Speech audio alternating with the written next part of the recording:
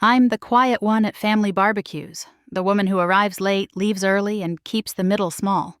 Most relatives don't know what I do, guess is miss. I serve in the Air Force.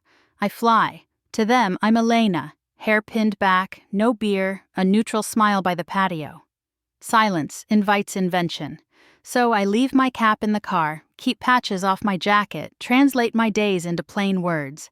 I stay Elena, not the pilot. Last summer's cookout sticks. I'd finished 5 night flights and a surprise inspection on fumes. Landed near dawn, showered in a room that smelled of jet fuel, then drove to my uncle's because I'd promised my mother. The yard was loud, smoke from the grill, kids in the grass. My cousin Tess handed me a plate and a joke about me haunting them between deployments. I smiled. Then Uncle Russ, retired Marine, auto shop boss, keeper of tales, lifted his chin. What does Elena even do? Filing, scheduling, probably safe behind a desk. Laughter rose, not cruel, just practiced. I didn't correct him. I held my plate and went still. The hunters quiet. By the fence I pretended to read my phone. I wasn't angry. Heavier pressure said, explain it and it won't translate. I could have sketched low-level nights, terrain sliding below, radios spitting, hands steady because they must be.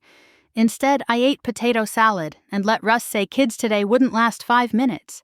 When shadows stretched, I rinsed my plate, hugged my mother, and left. Driving toward base under a runway of sky, I chose this. No more explaining, only doing, where noise dies and skill speaks. The call came at 0200, a thin buzz through the dark like a wire pulled tight. We'd been on standby 16 hours. Caffeine and checklist ink held us together. A SEAL team was pinned outside Rockqa, kill zone tightening, no road out. The ops floor smelled of coffee and ozone.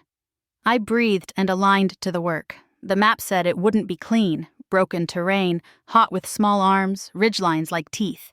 We were the only bird close enough. I verified the load, slid into the cockpit and nodded to Diaz, my co-pilot. Wheels up in 10 minutes, night swallowing us. Low and fast, beneath the radar's sweep, I skimmed the desert. Ground blur steady under the nose. Radio chatter braided fear and control. Tracers stitched the air ahead. I dropped lower, felt sand hiss along the fuselage. The LZ burned like a wound. 2 minutes, I said, voice flat so my hands could be brave. We hit hard. Crew poured out, Ramos and Keating hauling 2 wounded while the rest threw steel into the dark. I held the hover, eyes flicking instruments, horizon, glint of muzzle flash. A rocket sighed past, then another. We lifted with bodies aboard. The tail took a bite, alarms sang. I banked knife sharp and clawed for altitude, trusting the machine and the hours in my bones. Back on the line at dawn, blinking under a thin sky, the SEALs found me. A tall one studied my face like a compass. You flew like death herself, he said. Someone behind him, maybe their comms guy, whispered, Reaper Queen. I hadn't asked for it. But in the hangar's echo, the name locked into place, a standard I'd have to meet again.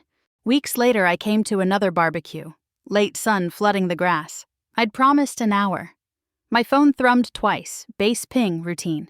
I stepped to the driveway, answered, clipped my keys back to a belt loop. The small mat tag swung Reaper Queen, a crew gag, nothing I meant for patios. I felt Russ watching. He lifted his chin. Where'd you get that? The noise thinned. He moved closer, eyes spelling the letters like a prayer he half remembered. His chair scraped. You're the Reaper Queen, he said, voice unexpectedly careful. I nodded. The table hushed. Russ wet his lips. Dawn told me a woman pilot dropped into hell outside Rockqa and brought his men out. We thought he'd embellished. His hands hovered as if asking permission to believe. That was you? It was my crew, I said. I flew. He sat, emptied of swagger. I ran my mouth. Should have known better. He reached into his pocket, pressed an old Marine Challenge coin into my palm. Edge-worn, heavy. No speech, just weight. After that, no fireworks. Small turns, true. My aunt asked how I was sleeping, not what I did. Tess saved me a chair in the shade. Russ greeted me first and bragged less. I kept arriving when I could, leaving when I must, without shrinking. Respect proved simpler than I'd made it. I stopped auditioning and stood as myself, Elena, pilot daughter, woman who shows up. The call sign stayed on base, the steadiness came home. I don't need them to say my name in any special way. I need them not to look through me. Now, when I tip my face to an ordinary sky, I carry what matters. The work, the lives we kept, and the coin warming like proof in my pocket.